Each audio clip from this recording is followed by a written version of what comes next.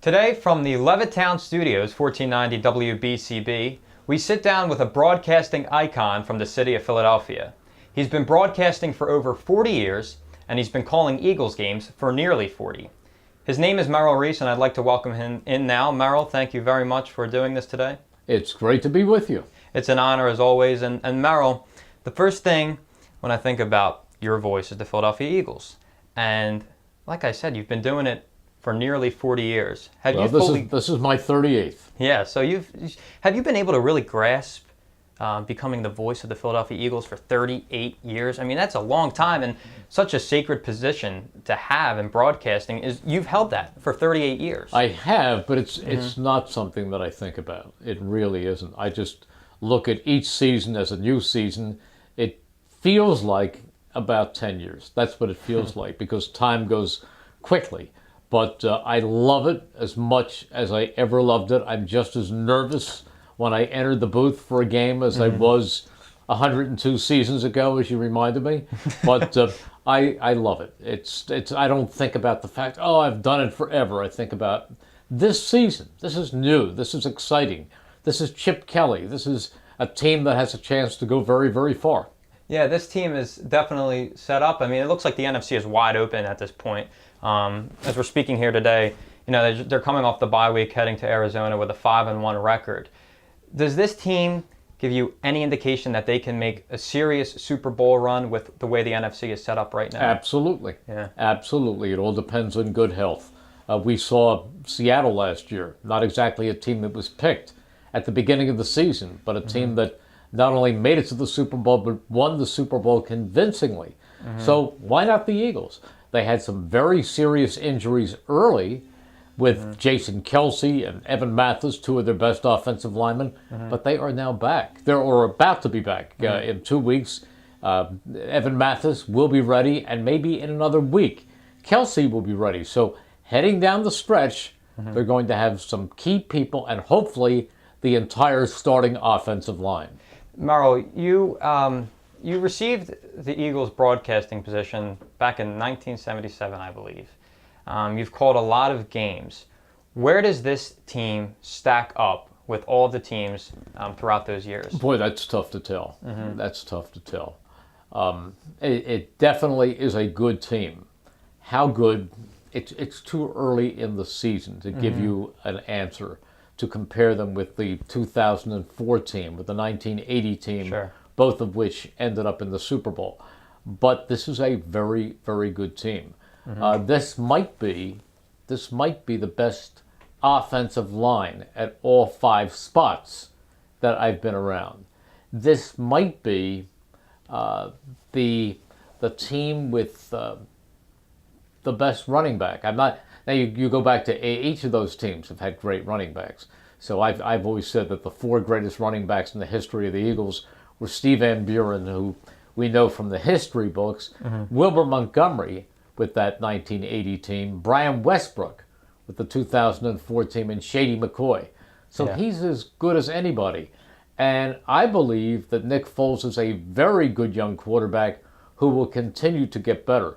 And one other thing that I didn't think about going into the season is special teams. I knew they had to be better. Incredible. But I never expected them to be almost historically good. These are the best special teams that I've ever been around. I mean, every time you look at the game, they're setting up on the 40-yard line. They're doing something amazing. So you've called so many games, Merrill, and I wanted to know, do you have a favorite or a most memorable game that you've called in your career? Yeah.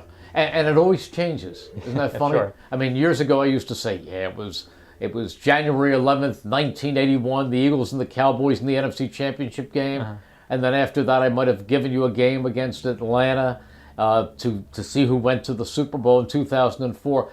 But to be really honest with you, my favorite game occurred on December 19th, 2010. Do you know what game that was? Was that the Miracle at the Meadowlands? That was Miracle of the Meadowlands 2, Sure. where Deshaun Jackson took the punt. And that was a game in which the Eagles trailed 31-10 and came all the way back, and Michael Vick did the best job of quarterbacking I've ever seen. The onside kick, I remember after the Selleck touchdown. So, I mean, that must have been unbelievable. Who recovered the onside kick? Oof, wow. That onside kick, I can't think of it, Merrill. Riley Cooper Riley Cooper recovered that onside kick. from David Akers. Wow. So, I mean, that was an incredible game. And that, I'm sure that ranks up number That's one my for you number right one. now. That's number one. Well, you got to hope that, that kind of changes in the coming years. We'd like to see this team finally win a Super Bowl. Well, I would, but I doubt. It's unlikely that we're going to see that kind of dramatic game that ends like Sure. that one ended. But look, I'd settle for of the next 10 games, I'd settle for 8 boring wins. No, I totally would too. And I'll tell you what, Merrill, I really, when I listen to you, I think about such precision in your broadcasts. I mean, to a listener like me, I really can't hear a lot of mistakes. And a couple months ago, you gave me this book, and it was called Sportscasting: Turning Your Passion into a Profession. And I really read it. And you talked about one of the mistakes that you made. And it's not often, but can you, tell the audience that mistake that you made? I think it was against Dallas many years ago. It was against Dallas, and the Eagles were driving, and they were down inside the 5-yard line, but they had to score. And no, I got it mixed up. It was the Eagles had the lead at that point. Eagles had the lead. Cowboys were driving at that point, Right. and Troy Aikman had them inside the 5-yard line, and he fired in the corner of the end zone. Now, at the old Texas Stadium, we were a million miles up in the air. We were far, far away, and they were all the way down in the far corner. And as I looked into the corner, I saw that the Eagles had the ball. So I said, interception, interception. And then, but I couldn't tell. There were Cowboys all around him. All I saw was the green helmet. And as he came out of the end zone, I looked over at my spotter, who was Derek Boyko, who is now the Eagles' Director of Public Relations. He was an assistant then. He was my spotter, and our producer, Joe McPeak, who was very professional, was so overcome that the Eagles had just saved the game that he tackled Derek Boyko. And I looked over, and the two of them were on the ground. Now I look back on the field, because the spotter has the binoculars. He can go down and get it. And as I look down on the field, I see number 23 running along the sideline, and that was easy. That was Troy Vincent. And I took him through the 50, the 40, the 30, the touchdown, and I had the Eagles win, and I was excited. And then during a commercial break, we went back and we saw the replay, and it was James Willis who had intercepted the ball. And in the split second that I looked over to my spotter, he had lateraled it to Troy Vincent. So that was one that upset me at the time because I wasn't accurate on the play. But you know something? I don't think I have ever done a perfect broadcast. Charlie Swift, who preceded me in this job 38 years ago, said to me when I sat down next to him, I did color in the first year and then play-by-play the last 2 games of the 77 season.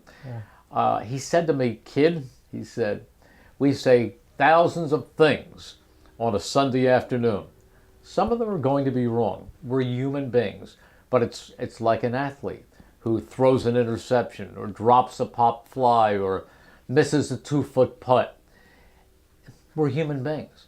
The trick is put it out of your mind and move right back into high gear and be aggressive, and the mistakes won't continue.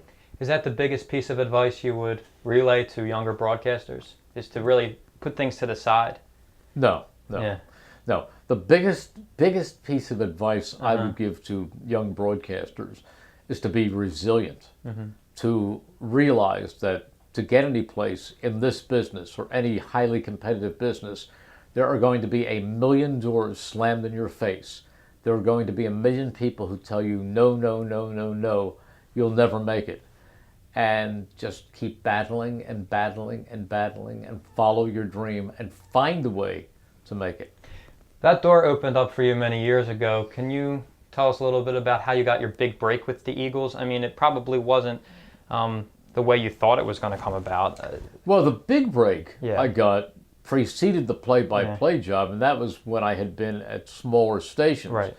And I was one of over 90 people to audition for the summer replacement at WIP, where Charlie Swift was the sports director, but he took a month off. Sure. And I kept getting called back and back and back and back. And finally, after about 6 months, they called me in, and I was sitting in the lobby, and Charlie Swift came in, and he said, "Come here, let me show you where you'll put your mail, and here's where you'll do." I said, "What do you mean?" He said, "Didn't they tell you got the job?" So I got the job as his summer replacement.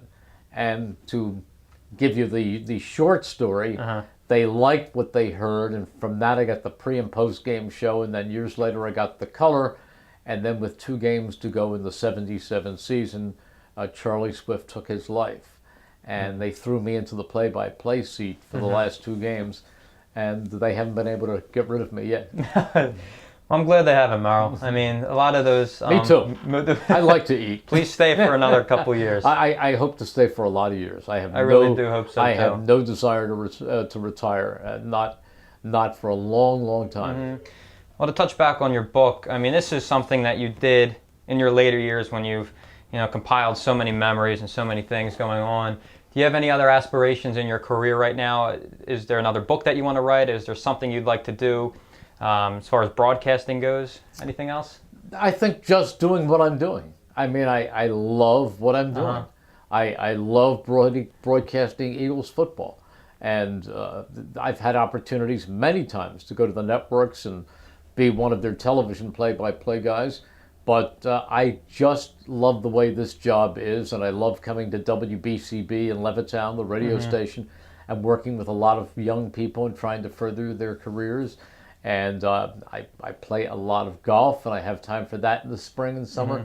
So for the first time in my career, probably I'm not striving for the next step, because in my opinion, this step is the ultimate. Being the play-by-play voice of the Eagles is my dream job, and I would never give it up. Merrill, thanks so much for sitting down with me today and talking a little bit about your career as well as where this Eagles team stands. My pleasure. It's been a lot of fun. All right, that's Merrill Reese from the WBCB studios in Levittown, Pennsylvania.